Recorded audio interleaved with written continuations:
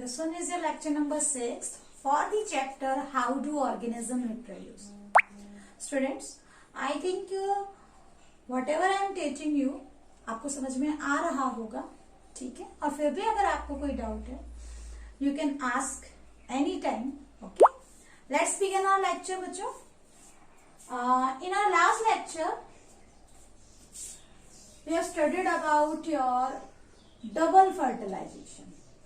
मैंने बच्चों आपको सिर्फ समझाया था डबल फर्टिलाइजेशन क्या होता है, लेकिन लिखवाया नहीं था, है ना। तो आज हम इसको लिखेंगे भी, प्लस इसको दोबारा से समझेंगे।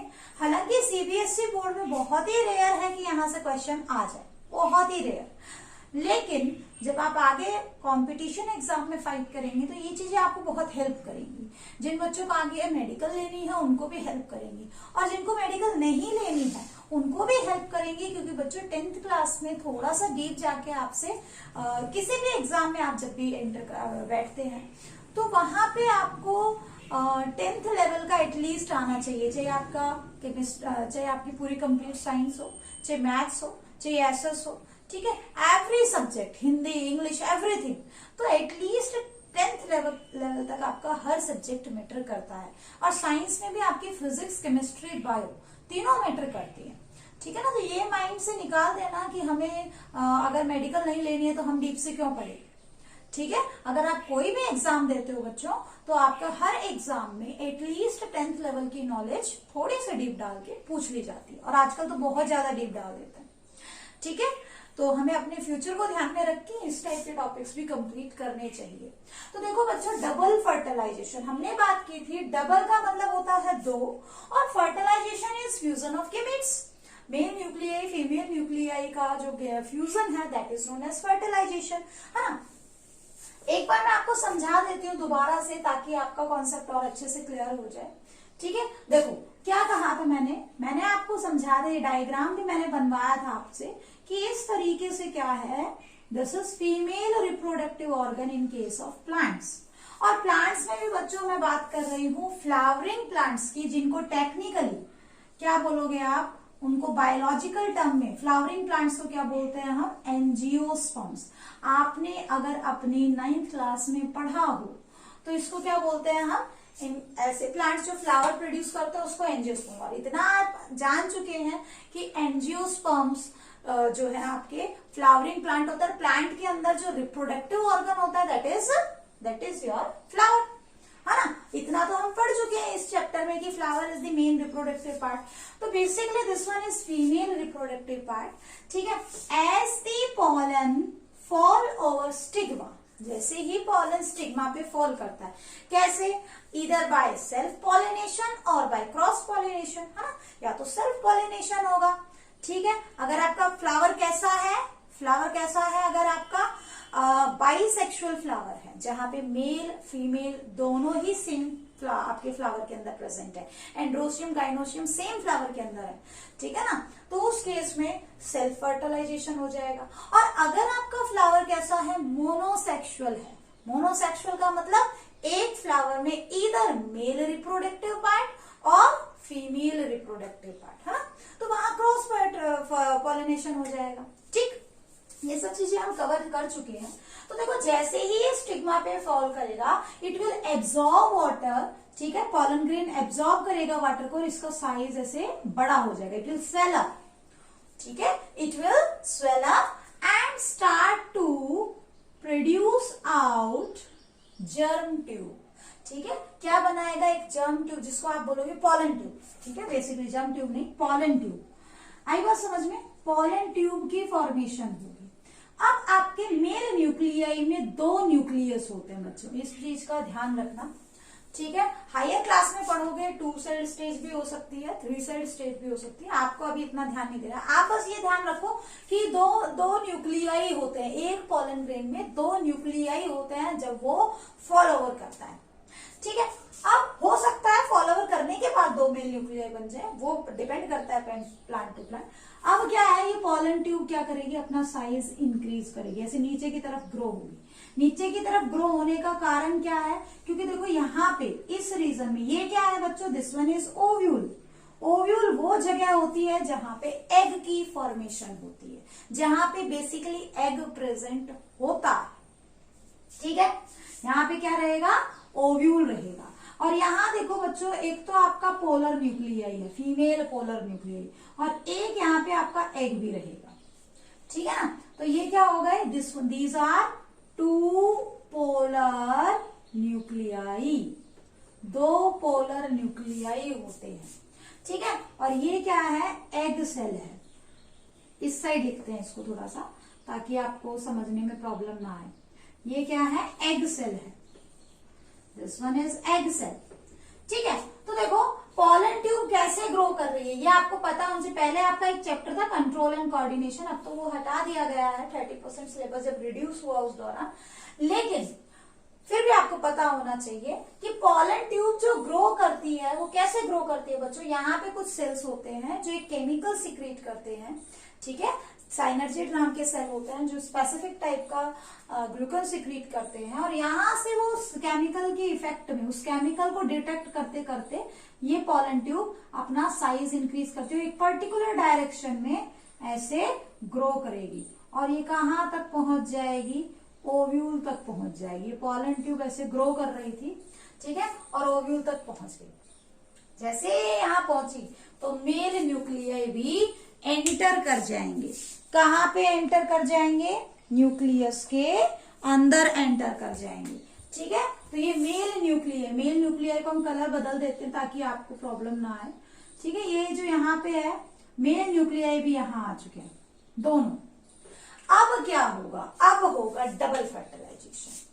ठीक है, डबल फर्टिलाइजेशन क्या होगा बच्चों, देखो आपके पास दो मेल के न्यूक्लियस है और आपके पास फीमेल के लिए दो पोलर न्यूक्लियर और एक एग सेल।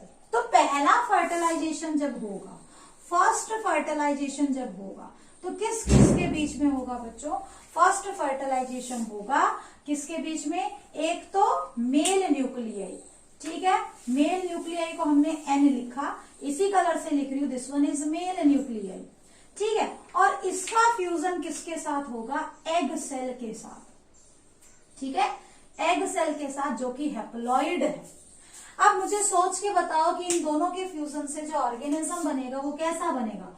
ऑब्वियसली n+n कितना हो चुका है, 2n हो गया है। ठीक है, ये 2n स्ट्रक्चर क्या कहलाएगा, जाइगोट। क्या कहलाएगा बच्चों, जाइगोट कहलाएगा। ठीक है, अल्टीमेटली जाइगोट की डेवलपमेंट होगी और आगे चल के जैसे आज हम पढ़ेंगे जाइगोट लास्टली फाइनली किस में कन्वर्ट होगा, सीड में। आई बस समझ में, जाइगोट किस में कन्वर्ट होगा, सीड में कन्वर्ट होगा। ठीक है, अब देखो जो कि आगे चल के एक नया प्लांट बनाएगा, आपने भी पढ़ा है जाइगोट के बारे में। अब देखो next is your second fertilization. Second fertilization ये किसके बीच में होगा, this one is male nuclei यानी कि एन। ठीक है, और दो पोलर न्यूक्लियाई होते हैं, टू पोलर न्यूक्लियाई, फीमेल के पोलर न्यूक्लियाई। ठीक है, इसको क्या कहोगे, जो दो पोलर न्यूक्लियाई हैं, ये n+n कंडीशन थी आपकी, दो थे ये, बाद में फ्यूज हो जाते हैं। ठीक है ना, अल्टीमेटली देखो आपके पास कंडीशन क्या बनी, n+n+n, टोटल कितने हो गए, 3n। टोटल कितने हो गए बच्चों, 3n स्ट्रक्चर हो गया। और ये जो ऑर्गेन बनाएगा दैट इज एंडोस्पर्म। तो ध्यान रखना, एंडोस्पर्म का प्लॉइडी, एंडोस्पर्म के अंदर कितने सेट ऑफ क्रोमोसोम होते हैं, 3 सेट ऑफ क्रोमोसोम्स होते हैं। आई बात समझ में। तो देखो 2 बार फर्टिलाइजेशन होता है फ्लावरिंग प्लांट्स के अंदर। ये उनका कैरेक्टरिस्टिक बिहेवियर है, ये उनका ऐसा बिहेवियर है कि मतलब कैरेक्टरिस्टिक बिहेवियर का मतलब क्या होता है कि पर्सन नहीं, आप ऑर्गेनिज्म लगाओ कि ऑर्गेनिज्म के अंदर आप उस कैरेक्टर को देख के पहचानते हैं कि ये वही है। जैसे आपके पास बहुत सारे प्लांट है जो डबल फर्टिलाइजेशन शो करेगा, डेफिनेटली वो एंजियोस्पर्म होगा। Now this one is characteristic feature of angiosperm. ठीक है, they show double fertilization. Fertilization occurring 2 times. First fertilization में मेल न्यूक्लियाई एग सेल के साथ फ्यूज करके जाइगोट बनाएगा and this fusion is known as, इस फर्स्ट फ्यूजन को क्या बोलते हैं हम, सिनगैमी। सिन का मतलब होता है सिन का मतलब फ्यूज करना और गैमी का मतलब मैरिज। ठीक है, तो सिनगैमी आगे जाइगोट बनेगा, ठीक है, किसी चीज के फ्यूज करने से। और एंडोस्पर्म वाले यहाँ पे क्या आपका 3n स्ट्रक्चर बन रहा है, ठीक है ना, ट्रिप्लॉइड स्ट्रक्चर बन रहा है, तो सेकेंड फर्टिलाइजेशन को हम ट्रिपल फ्यूजन कहेंगे। सेकेंड फर्टिलाइजेशन को क्या कहोगे, ट्रिपल फ्यूजन कहा जाएगा। ठीक है, तो बेसिकली आपके पास डबल फर्टिलाइजेशन का मतलब क्या बना, सिंगैमी प्लस ट्रिपल फ्यूजन। आई बात समझ में, ठीक है ना। तो देखो अब इसी को मैं आपको लिखवा के बताती हूँ, क्योंकि डायग्राम्स वगैरह जितने मुझे बनवाने थे मैं बनवा चुकी हूँ बच्चों, ठीक है ना। अब हम इसको थोड़ा सा लैंग्वेज टर्म में ले लेते हैं कि आपका डबल फर्टिलाइजेशन का मतलब क्या है, ठीक है। What is the meaning of double fertilization, how you will write in your exam about double fertilization if it comes into your exam. So try to write down.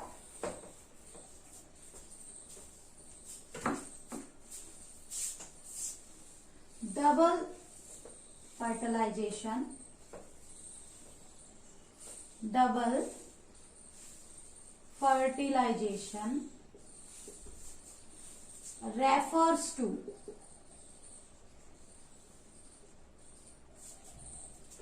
syngamy fertilization।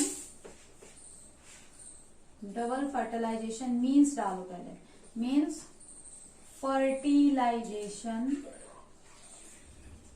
occurring two times, fertilization occurring two times, ठीक है, पहली बात। दूसरी बात, it is characteristic feature, it is characteristic feature of angiosperms, ठीक है। अब next double fertilisation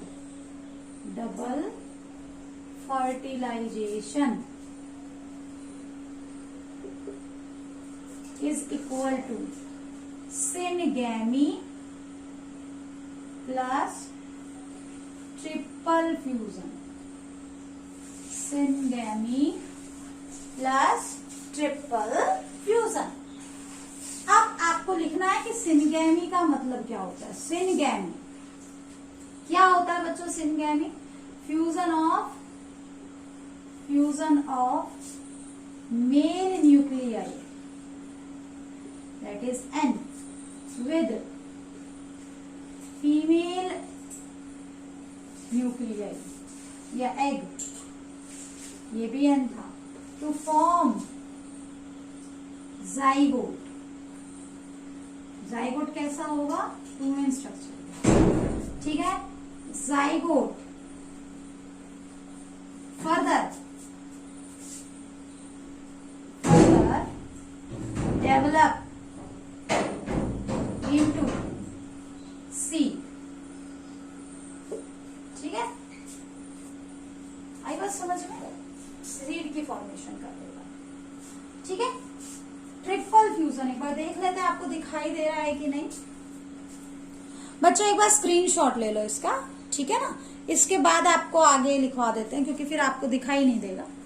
syngamy हो चुका है, नेक्स्ट राइट डाउन, सिनगैमी के बाद triple fusion, right down triple fusion.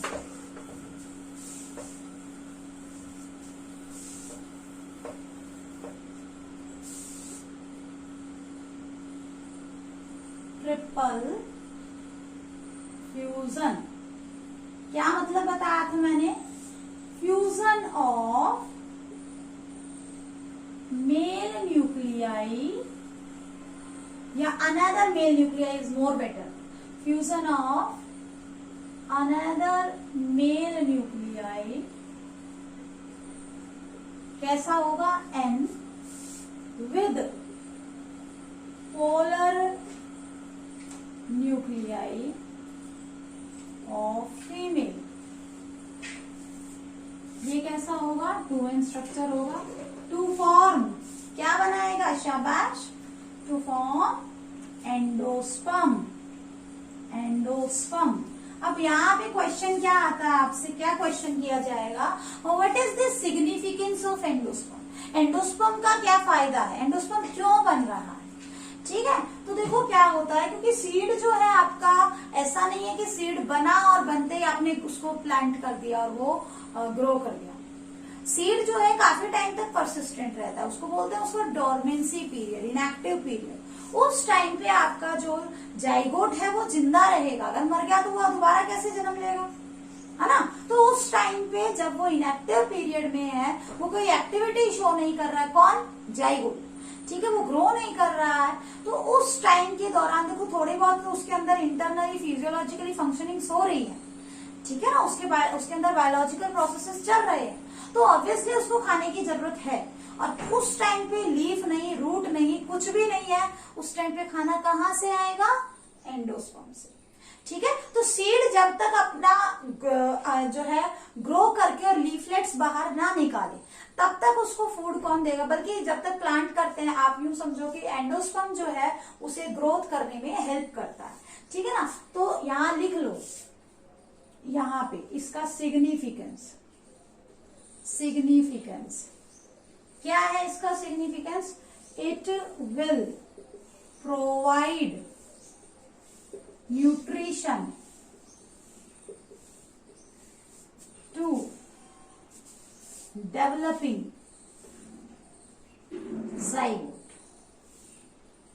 ठीक है, जाइगोट को क्या देगा, ये न्यूट्रिशन देगा। क्लियर हुआ, ठीक है। So this was all about your double fertilization. बच्चों समझ में आया तो बहुत ही अच्छी बात है, और नहीं समझ में आया तो टेंशन लेने की जरूरत नहीं है, आप मुझसे दोबारा से पूछ लेना डाउट क्लास के अंदर। ठीक है, स्क्रीनशॉट ले लीजिए एक बार ताकि इसको आगे प्रोसीड करें। नेक्स्ट इज योर, अब देखो हमने क्या क्या पढ़ा, हमने मेल रिप्रोडक्टिव सिस्टम पढ़ा, किसके अंदर, प्लांट्स में। हमने फीमेल रिप्रोडक्टिव सिस्टम पढ़ा, कहाँ पे, प्लांट्स में। इसके बाद हमने फर्टिलाइजेशन पढ़ा, पॉलिनेशन पढ़ा, बहुत सारी चीजें हो गई। अब लास्ट टॉपिक प्लांट के रेस्पेक्ट में, ठीक है, क्या है आपका, that is post fertilization changes. Post fertilization changes यानी कि चेंजेस इन प्लांट्स। प्लांट्स में फर्टिलाइजेशन के बाद क्या क्या चेंजेस आते हैं। ठीक है, आई बात समझ में। ठीक है, तो देखो जो आप इस तरीके से स्ट्रक्चर देख रहे थे, स्टिग्मा हो गया, ये ओव्यूल हो गया, इस तरीके से हमने देखा फर्टिलाइजेशन, यहाँ पे ये ओव्यूल के अंदर फर्टिलाइजेशन हो चुका है। ओव्यूल में आपका जाइगोट बना और ओव्यूल में आपके पास एंडोस्पर्म भी बना, दोनों स्ट्रक्चर हैं। जाइगोट तो ग्रो करेगा, ठीक है, जाइगोट ग्रो करेगा और अल्टीमेटली किसकी फॉर्मेशन करेगा, एम्ब्रियो की फॉर्मेशन करेगा, है ना। पढ़ा है ना 8th क्लास में, 9th क्लास में, जाइगोट से क्या बनता है, एम्ब्रियो बनता है। एम्ब्रियो आगे चल के क्या बनाएगा, न्यू प्लांट बनाएगा, है ना। तो ऑब्वियसली जो जाइगोट, ये जो जाइगोट था ये तो किसके अंदर है, अब ये जो आपका ओव्यूल है, ओव्यूल की जो लेयर्स है वो हार्ड होना स्टार्ट करती है और अल्टीमेटली ओव्यूल किसमें कन्वर्ट हो जाता है। ये देखो, ये पूरा एंडोस्पर्म या पे कंज्यूम कर लेगा ग्रोथ के टाइम पे, या इसमें रह भी जाएगा। बेसिकली यहाँ पे अंदर एम्ब्रियो है और ये क्या है आपका ओव्यूल। तो ओव्यूल जब ग्रो करेगा, डेवलप करेगा आफ्टर फर्टिलाइजेशन, ये किसमें कन्वर्ट हो जाएगा, कंप्लीटली सीड में कन्वर्ट हो जाएगा। किसमें कन्वर्ट होगा, सीड में। ठीक है, और अल्टीमेटली जो है ये जो ओवरी है, ओवरी किसमें कन्वर्ट हो जाएगी बच्चों, ओवरी विल कन्वर्ट इनटू या develop into fruit. Ovary will develop into fruit. ठीक है, तो आप सबने भी नोटिस किया होगा कि जनरली जो हमारे सीड्स होते हैं, ठीक है, प्लांट्स के अंदर जो सीड्स होते हैं वो आपको फ्रूट के अंदर मिलते हैं। क्यों मिलते हैं, अब वो आपको समझ में आया होगा कि fruit is ripened ovary. Fruit क्या है, राइपेंड ओवरी होती है, और सीड क्या है आपका, डेवलप्ड सीड होता है। आई बात समझ में, सीड क्या है आपका, developed sorry ovule, developed ovule, seed नहीं, डेवलप्ड ओव्यूल। क्लियर? ठीक है, तो आपको कुछ इस तरीके से चीजों को लर्न करना है। अब जब हमारा सीड बन जाएगा, अच्छा बाकी के पार्ट्स का क्या होगा, पेटल्स हैं, सेपल्स हैं, ठीक है, एंथर है, बहुत सारी चीजें अभी भी बच गई। तो दे either remain with attached with the fruit, कई बार देखा भी होगा आपने, फ्रूट्स के नीचे जो है कई बार पेटल्स लगी हुई आ जाती हैं, ठीक है ना। तो कहने का मतलब they either remain attached to the plant or the fruit or they may fall of, नीचे भी गिर जाती है, जनरली नीचे गिर जाती है, ड्राई होके नीचे गिर जाती है। ठीक है, तो आपसे कोई पूछ ले कि प्लांट में फर्टिलाइजेशन के बाद क्या क्या चेंजेस आते हैं, ठीक है, प्लांट्स में फर्टिलाइजेशन के बाद क्या क्या चेंजेस आते हैं। तो बच्चों देखो क्या क्या चेंजेस आते हैं, लिखो यहाँ पे, आफ्टर फर्टिलाइजेशन, आफ्टर फर्टिलाइजेशन, एक बार देख लेती हूँ आपकी वीडियो सही जा रही है।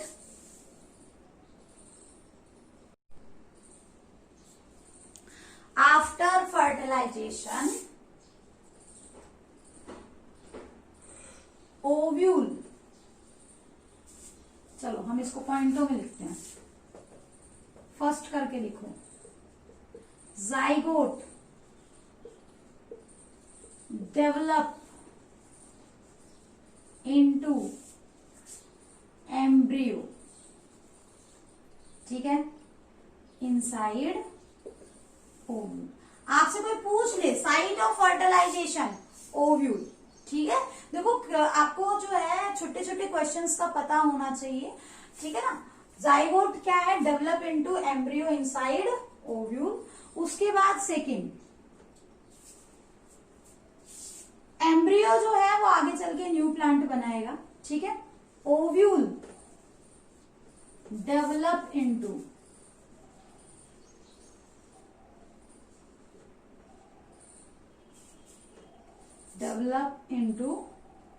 सीड, ओव्यूल से क्या बनेगा, सीड बनेगा, एंड अल्टीमेटली ये जाइगोट से एम्ब्रियो बनेगा, अल्टीमेटली ओवरी डेवलप इनटू,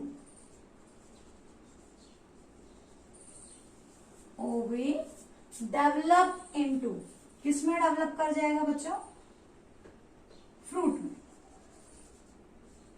ठीक है, आई बात समझ में। तो ये आपको याद रखना है, कई बार एक नंबर में क्वेश्चन आ जाता है, नोट डाल के लिख लो यहाँ पे, कई बार जैसे एक आपसे डायरेक्ट क्वेश्चन पूछ लिया जाता है, ओवरी इज, ओवरी क्या है, सॉरी फ्रूट लिखो यहाँ पे, फ्रूट क्या है आपका,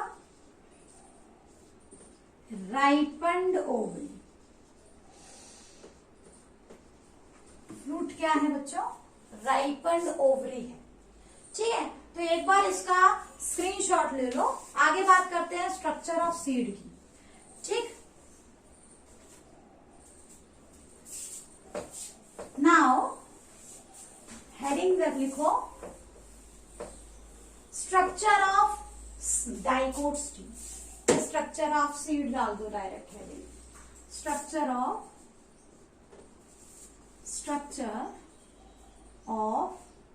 सीड, ठीक है। अभी देखो बच्चों, आपको पहले कुछ चीज समझाती हूं, उसके बाद हम इसको लिखेंगे, ठीक है, पहले कॉन्सेप्ट समझते हैं, उसके बाद हम लिखेंगे चीजों को। देखो क्या है, ये ओव्यूल था, ठीक है, ये क्या है, ओव्यूल। इस ओव्यूल की जो लेयर्स हैं वो क्या हो जाती हैं, हार्ड हो जाती हैं, बहुत ज्यादा हार्ड, 2 लेयर हो जाती है। आपको एगिल के बारे में पढ़ना है, टेस्टा के बारे में, बाकी टेगमेंट के बारे में नहीं पढ़ेंगे हम, ठीक है ना। तो यहाँ पे देखो आपकी जो ओव्यूल है उसके ऊपर हार्ड कवरिंग आ जाती है, ये बन गया कंप्लीट सीड। अब इस सीड में, सीड के अंदर क्या है, एम्ब्रियो डेवलप कर रहा है, सीड के अंदर क्या है, एम्ब्रियो डेवलप करता है। अब जो ये तो हो गया हमारा सीड, ठीक है, जो आप देखते हो, जैसे हम चने की बात करें, ठीक है ना, चना आपको देखने में ऐसा नहीं दिखाई देगा क्योंकि हर सीड की शेप भी अलग अलग होती है, वहां आपको स्ट्रक्चर कुछ ऐसा दिखाई देगा, है ना। चना आपको कुछ ऐसा दिखाई देगा और यहाँ पे आपको इसके अंदर एक पोर भी दिखेगा, थोड़ा ध्यान से देखोगे इस टाइम पे, ठीक है ना। हाइलम कहते हैं जहां से एयर की एंट्रेंस और एग्जिट होती है। तो सीड क्या है, सरवाइव करते हैं, सीड रेस्पिरेटरी गैसेस का एक्सचेंज करते हैं। इसके लिए एक एक्सपेरिमेंट है, आप क्लास में आओगे तब समझाएंगे, ठीक है ना। तो देखो ये हमने सीड बना लिया। अब इस सीड को जब आप पानी में भिगोते हो तो आपको बच्चों कुछ अजीब सा स्ट्रक्चर दिखता है। वो अजीब सा स्ट्रक्चर क्या है, देखो अब इसके अंदर सीड को हमने खोल के देखा तो हमें स्ट्रक्चर कुछ इस तरीके का दिखाई देगा, कुछ इस तरीके से।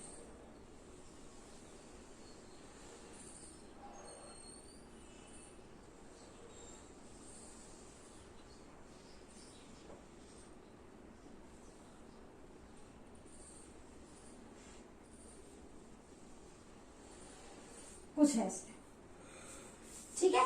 आपको जो स्ट्रक्चर दिखाई देगा वो कुछ इस तरीके का स्ट्रक्चर बच्चों दिखेगा, ठीक है ना, ऐसे करके। अब ये जो स्ट्रक्चर है, this is structure of dicot seed. क्या मतलब है अभी समझाते हैं। देखो एक सीड के अंदर बच्चों आपको दो हिस्से दिखाई देंगे। कौन कौन से, एक तो ये आपको बीच वाला हिस्सा दिख रहा है, ये वाला कंप्लीटली दिस वन, ओके। तो इसको क्या बोलते हैं, ये एम्ब्रियो से बना है, एम्ब्रियो डेवलप कर गया है। वो जाइगोट था, वो डिवाइड कर करके माइटोसिस से और इस टाइप से डेवलप कर चुका है। अब क्या है यहाँ पे, ये जो एम्ब्रियो है, ठीक है, इस पूरे ये कंप्लीट ही एम्ब्रियो है, लेकिन इसके हिस्से हैं कुछ। ये भी एम्ब्रियो है, ये भी एम्ब्रियो का हिस्सा है, ये भी एम्ब्रियो का हिस्सा है। लेकिन ओवरऑल अगर हम देखें तो आपको इसके दो हिस्से देखने हैं। This one is embryonal axis. क्या है ये, एम्ब्रियोनल एक्सिस। एक्सिस यानी आप एक सीधी लाइन मान दो। तो एम्ब्रियो के अंदर जो मेन ऊपर से लेके नीचे जो सीधी लाइन की तरह जो टिश्यूज हैं वो किसकी फॉर्मेशन कर रहे हैं, एम्ब्रियोनल एक्सिस की फॉर्मेशन कर रहे हैं।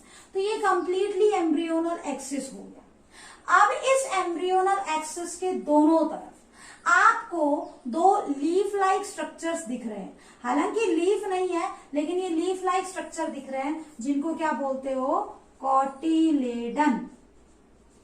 क्या बोलोगे, कॉटिलेडन। अगर तो सीड के अंदर दो कॉटिलेडन, एक ये और एक ये, तो सीड कहलाएगा डाइकोट सीड, और वो प्लांट क्या कहलाएगा, डाइकोट प्लांट, ठीक है। अगर आपका सीड कैसा है बच्चों, अगर आपका सीड के अंदर दो कॉटिलेडन है तो डाइकोट, और अगर एक कॉटिलेडन है, कई बार क्या होता है इस तरीके से एक ही कॉटिलेडन होता है ऐसे करके, ठीक है, एक ही कॉटिलेडन होता है, उस केस में आपका सीड क्या कहलाएगा, मोनोकोट कहलाएगा, ठीक है।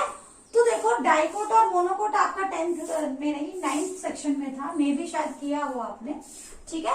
तो देखो अगर हम बात करें कॉटिलेडन की, कॉटिलेडन क्या करेगा, कॉटिलेडन भी फूड प्रोवाइड करेगा जब तक कि एम्ब्रियो डेवलप करके और एक नया जो है प्लांट ग्रो ना कर ले, जब तक उसमें फर्स्ट लीफ ना आ जाए तब तक उसको ग्रोइंग एम्ब्रियो को फूड कौन देगा, कॉटिलेडन। एंडोस्पर्म अलग था, सीड के अंदर था, ये भी सीड का ही हिस्सा है, ठीक है ना। तो दोनों नरिशमेंट देने वाले टिश्यूज होते हैं। तो कॉटिलेडन जो है वो इसको फूड दे रहा है, और अल्टीमेटली अब क्या होगा, कुछ टाइम बाद ये जो एम्ब्रियोनल एक्सिस की टिप वाला पार्ट है, ये वाला पार्ट, ये ग्रो करेगा और ऐसे करके धीरे धीरे जब मिट्टी में आप इसको लगाओगे तो इसमें ऐसे लीफ भी आने स्टार्ट हो जाएंगे, ठीक है ना। तो कहने का मतलब इस एम्ब्रियोनल एक्सिस का वो हिस्सा जो आगे चल के शूट सिस्टम बनाएगा, उसको क्या कहते हैं हम, प्लूम्यूल, ठीक है। आई बात समझ में, क्या बोलेंगे, plumule. Tip of embryonal axis which further develop into shoot system of the plant, ठीक है, उसको क्या कहोगे, नोन एज प्लूम्यूल। बट जो नीचे वाला पोर्शन है, ठीक है, ये क्या करेगा, ये ग्रो करके और अल्टीमेटली रूट सिस्टम बनाएगा। तो part of embryonal axis which develop into root system, ठीक है, उसको क्या कहेंगे, ये जो टिप होती है ना एम्ब्रियोनल एक्सिस की, इस टिप को बोलते हैं, that is known as radicle. क्या बोलोगे, रेडिकल बोलोगे। समझ में आया? ठीक है, रेडिकल। तो देखो एक सीड के कितने हिस्से? 2, एम्ब्रियोनल एक्सिस ये पूरा और कॉटिलेडन। अब कॉटिलेडन का काम to provide nourishment to the developing embryo, और जो एम्ब्रियोनल एक्सिस है उसके 2 हिस्से, the tip which grow into shoot system plumule, the tip which grow into root system radicle. तो प्लूम्यूल और रेडिकल हो गए 2। ठीक है, अब बात आती है इसकी प्रोटेक्टिव कवरिंग की। ठीक है, तो इसके ऊपर डबल लेयर्ड आपको ऐसे सीड कोट दिखाई देगी कुछ इस तरीके से। जैसे आप लोगों ने चना देखा होगा, ग्राम देखा होगा, ब्लैक ग्राम, उसके ऊपर भी आप देखते हो ब्लैक कलर की कोटिंग होती है, तो हार्ड कवरिंग भी होती है सीड के ऊपर। That covering is known as seed coat. Seed coat का काम क्या होता है? प्रोटेक्शन का। ठीक है, तो इस तरीके से बच्चों आपको this one is structure of dicot seed. एक बार इसका स्क्रीनशॉट ले लो, फिर मैं लिखवा देती हूं। ठीक है, now write down about the structure of seed.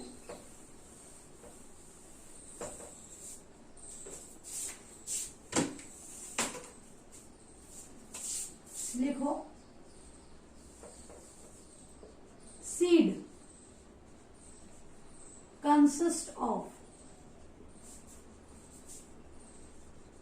2 हिस्से करो,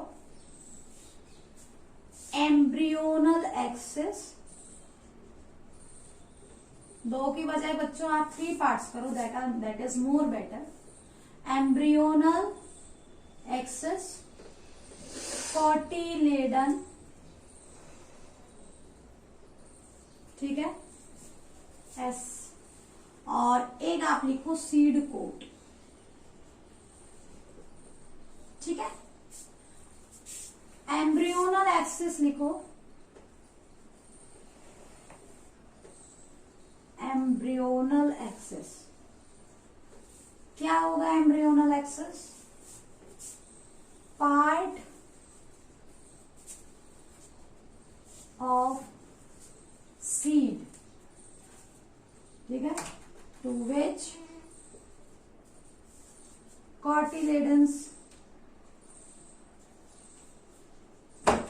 are attached।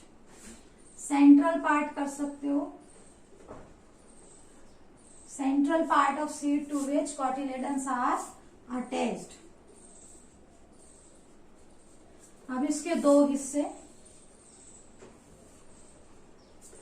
ठीक है, प्लूम्यूल एंड रेडिकल। ठीक है, प्लूम्यूल क्या है बच्चों? Upper tip of embryonal axis, of embryonal axis which develop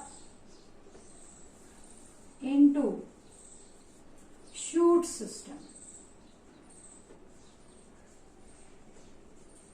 ठीक है, lower tip of embryonal axis which develop into root system। Clear? ठीक है, एक बार इसका स्क्रीनशॉट ले लो बच्चों, स्क्रीनशॉट ले लो अच्छे से इसका। Now write down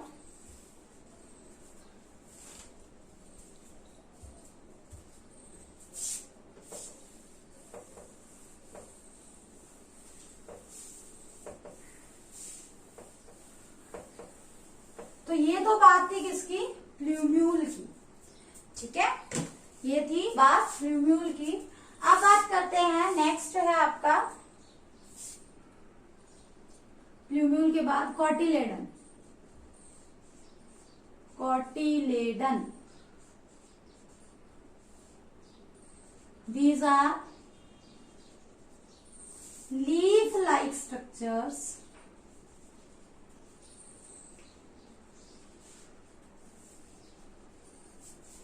which remain attached to embryonal axis. ठीक है, they provide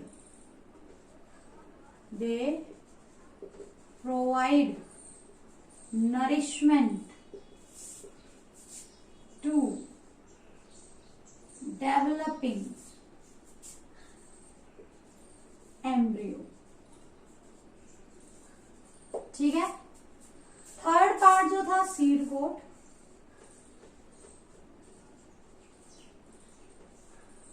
these are 2 or 3 layered protective covering of plant, covering of seed. ठीक है, तो यहां तक बच्चों आपको क्लियर हो गया होगा. This one is structure of seed. ठीक है, यहाँ पे हमारा जो टॉपिक है, आपका मेन टॉपिक जो है वो खत्म हो जाता है. That is reproduction in plants. ठीक है, ये टॉपिक आपका यहीं पे ओवर हो जाता है, रिप्रोडक्शन इन प्लांट्स. ठीक है बच्चों, अभी जो हमारा नेक्स्ट टॉपिक है that is reproduction in animal. ठीक है, लेकिन इसको स्टार्ट करने से पहले कुछ होमवर्क आपको दे रही हूँ बच्चों, वो होमवर्क आप साथ के साथ करना. ठीक है, और कोई प्रॉब्लम आए तो मुझसे पूछ सकते हो. देखो होमवर्क में क्या है, आपको यहाँ पे बेसिकली करना क्या है. देखो आप सभी को पता है, हमने जो पैटर्न यहाँ फॉलो किया था, जो हमने प्लांट्स के अंदर फॉलो किया था, सेम पैटर्न हम एनिमल में फॉलो करेंगे. सबसे पहले देखेंगे रिप्रोडक्टिव स्ट्रक्चर्स को. ठीक है, सबसे पहले किसके बारे में पढ़ेंगे हम, रिप्रोडक्टिव स्ट्रक्चर्स के बारे में पढ़ेंगे. अब रिप्रोडक्टिव स्ट्रक्चर्स में आप सबसे पहले मेल रिप्रोडक्टिव सिस्टम की कंप्लीट नॉलेज लोगे, फिर आप फीमेल रिप्रोडक्टिव सिस्टम की कंप्लीट नॉलेज लोगे, then fertilization, then post fertilization events. ठीक है, और अल्टीमेटली हम वहां पे भी अपना टॉपिक कवर कहाँ करेंगे, कंप्लीटली कहाँ पे खत्म करेंगे, फॉर्मेशन ऑफ बेबी पे या डिलीवरी ऑफ बेबी पे. ठीक है, बीच में हमें बहुत सारे टॉपिक्स करने पड़ेंगे, जैसे व्हेन वी अटेन प्यूबर्टी. ठीक है, तो what type of changes occurs in human being, क्योंकि बेसिकली हम ह्यूमन रिप्रोडक्टिव सिस्टम पढ़ेंगे एनिमल्स के रेस्पेक्ट में. जो एग्जाम्पल हम लेंगे वो ह्यूमन का लेंगे. ठीक है ना, तो हम वहां पे जो टॉपिक्स आपके प्रोसीड करेंगे वो कुछ इस तरीके से प्रोसीड करेंगे. नेक्स्ट इसके बाद देखो बच्चों, जब ये टॉपिक हमारा कवर हो जाएगा, लगभग आप क्यों लगाओ कि एक लेक्चर में आपको मेल रिप्रोडक्टिव सिस्टम कवर होगा प्लस उसका बेसिक, सेकेंड लेक्चर में आपका female reproductive system plus menstrual cycle. ठीक है, और एक में आपका पोस्ट फर्टिलाइजेशन इवेंट. 3 लेक्चर आपके सीधे सीधे यहां बन गए. ठीक है, उसके बाद एक लेक्चर आपका लगेगा रिप्रोडक्टिव हेल्थ से रिलेटेड टॉपिक, जिसमें हम सेक्सुअली ट्रांसमिटेड डिजीज के बारे में पढ़ेंगे. ठीक है, आई बात समझ में. तो कम से कम 4 लेक्चर, 3 नहीं तो 4 लेक्चर्स में आपका ये चैप्टर ओवर हो जाएगा, और ये आपके टेस्ट में भी आएगा. ठीक है, अभी जो आपका मिड टर्म एग्जाम होने वाले हैं, ये चैप्टर कंप्लीट आएगा. तो बच्चों बाय रिक्वेस्ट बोल रही हूँ, आप पूरा कंप्लीटली इसे पढ़ें. इतना ज्यादा हार्ड नहीं है, बहुत ही इजी सा चैप्टर है. थोड़ा सा एफर्ट्स लगाएंगे तो चैप्टर बहुत ही इंटरेस्टिंग भी है और बहुत ही अच्छा चैप्टर है. आप बहुत अच्छा स्कोर कर सकते हैं. ठीक है, प्लस आपका जो फर्स्ट चैप्टर है आप उसको भी रिविजन में डाल के रखिए. ठीक है, आपको कोई प्रॉब्लम नहीं आनी चाहिए. आई बस समझ में.